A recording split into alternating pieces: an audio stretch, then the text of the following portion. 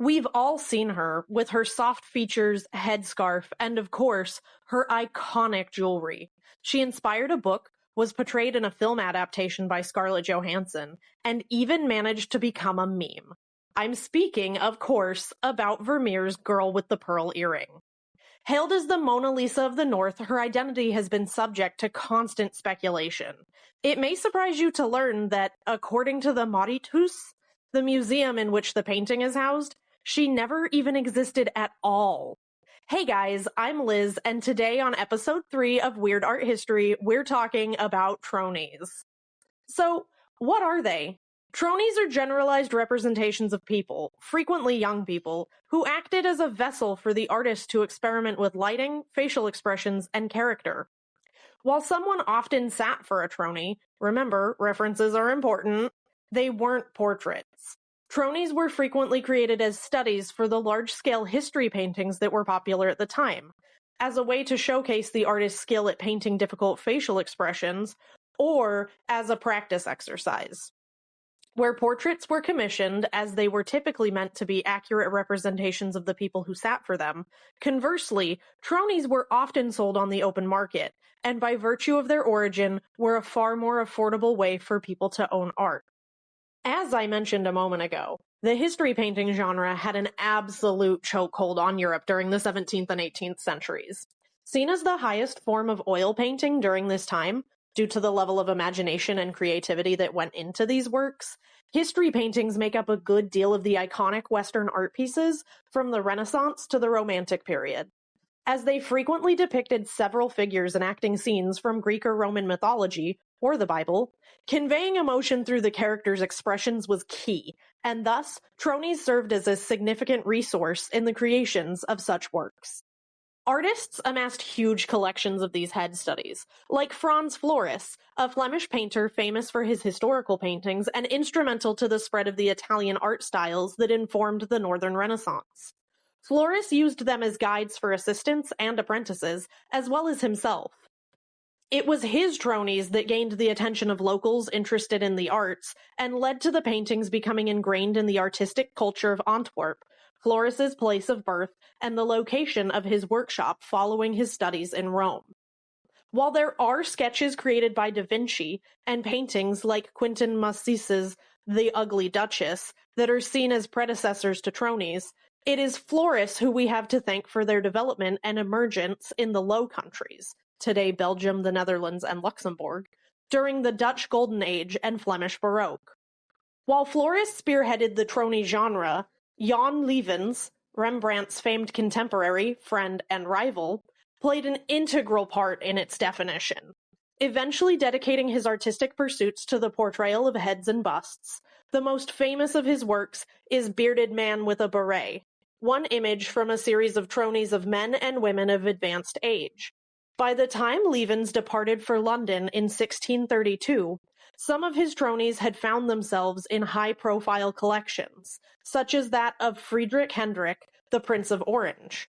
It was, in fact, the prince's secretary who thought so highly of Levens' portraiture that he encouraged him to specialize in it. Likewise, some of Rembrandt's own self-portraits and portraits of his family members are considered to be tronies, as the genre developed into an independent art form as he was gaining prominence. Tronie of a Man with a Feathered Beret is his most recognizable work of the genre, depicting a soldier dressed in an old-fashioned style as is typical. The most eye-catching feature of the piece is the way the light illuminates the man's face and interacts with his metal gorget. His signature use of chiaroscuro, the strong contrast of light and dark, lending the tronie an extraordinary air. So if you want to see it, you'll have to find it in the show notes in the description or look it up, because I'm afraid of the copyright laws and these ones confused me. One of the most prolific tronie painters was Flemish artist Adrian Brouwer, who is known for his paintings of peasants and for genre scenes set in taverns. With his small, dynamic brushstrokes, Brouwer's subjects come to life with all kinds of shocking facial expressions. One of the countless representations of this in his work is the Bitter Potion, which you can see here depicts a man who has just swallowed something extremely foul, a look of disgust expertly displayed on his features. the manner of which is very unusual of paintings depicting the consumption of food or drink during this period.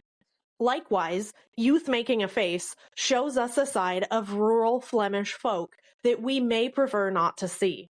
With his aggressive movements and rude gestures, this work is indicative of Brouwer's disdain for rural areas, and so tries to warn the viewer of the moral failings of such people with their brutish behavior. Disclaimer, the views and opinions held by the artist do not necessarily reflect the views or positions of this channel or its creator. And now, the moment you've all been waiting for, the work that I clickbaited you here with, absolute icon and the most famous tronie of all time, the girl with the pearl earring. Though in all fairness, there's actually still some speculation as to whether or not she's a portrait, and even if she's not, some folks are still obsessed with figuring out who she is. The most prevailing theory is that the girl is a tronie that Vermeer's eldest daughter, who would have been 13 at the time, sat for. Another speculation, based around the novel by Tracy Chevalier, based on the painting, suggests that she was a maid.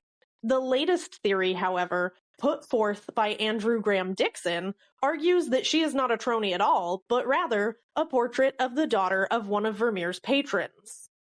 In his book, Vermeer, A Life Lost and Found, Graham Dixon claims that the girl sitting for the work is Magdalena van Ruyven.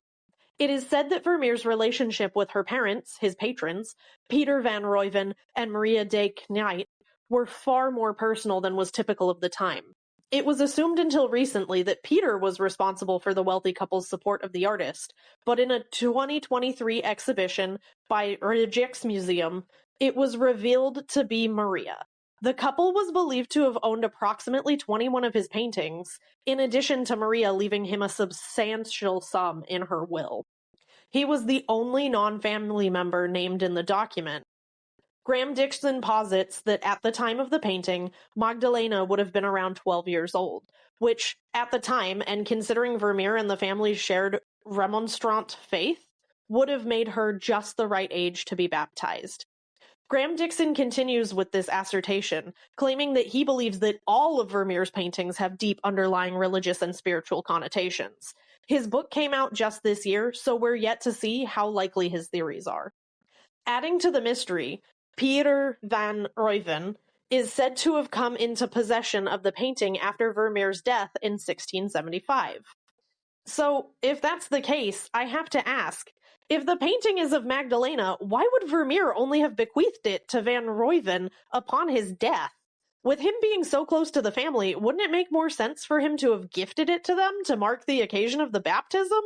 And for that matter, Vermeer's own daughter was allegedly the same approximate age, so how can we be certain that, in the event that it was a portrait done for the girl's baptism, that it wasn't his own daughter's?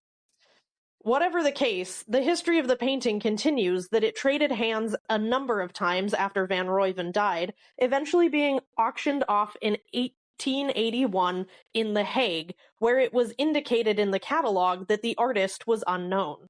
Here, it was noticed by Victor Destures, a government official for the arts, and purchased for a small sum. It remained in Destures' possession until he left it to the Maritus upon his death in 1902. Steeped in so much mystery, Vermeer's most famous work will probably never reveal her secrets to us. But is that not what, in part, makes her beautiful? The sfumato technique with which she was painted, the planes of her face indistinct and leaving our eyes to define that which we cannot see, is that not what draws us to her? Whether she's a tronie or not, that beauty is real. The elegance of Vermeer's brushstrokes tangible. I hope you go forth with a new appreciation, both for this girl, fictional though she may be, and for the wonder of a truth that can never truly be known. Thank you so much for watching. I hope you learned something in this video that you can tell all of your castmates right before they go on stage at your next dress rehearsal. If you liked this video, please let the gods of the algorithm know by giving it a like. And if you want to see more of them, don't forget to subscribe! Please direct all questions, comments, concerns about the girl or any tronies to the comment section. And if you're a time traveler or a psychic witch who knows who the girl was, don't tell me! But do still hit me up though, because I have so many questions about the Isabella Stewart Gardner Museum heist. I swear I won't tell anyone. I just need to know how they did it. Anyway, I hope to see you back here next Saturday for a brand new episode of Weird Art History. Later, nerds!